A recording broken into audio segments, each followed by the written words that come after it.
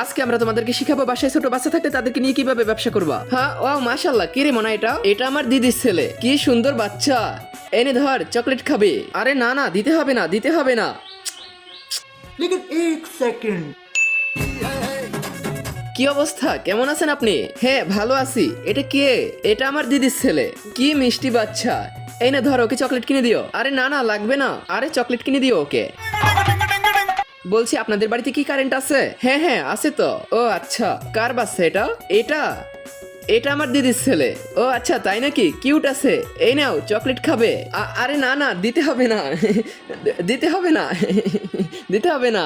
কাকিমা, আমার মা কি আপনাদের বাড়িতে এসেছে নাকি? কই না তো। কে গো এটা?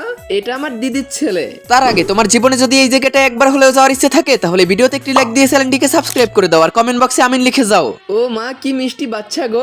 এই নাও, এটা ধরো, ওকে একটু চকলেট কিনে দিও। হ্যাঁ আরে আরে লাগবে না তো। আরে আরে এইসবের কি দরকার ছিল বলেন তো? তো দেখেছো বাসায় ছোট ভাই বোন থাকলে কিভাবে ব্যবসা করতে হয়। তো তুমিও নেমে পড়ো তোমার পিচ্চি ভাই বোনকে নিয়ে ব্যবসা আজকে থেকে।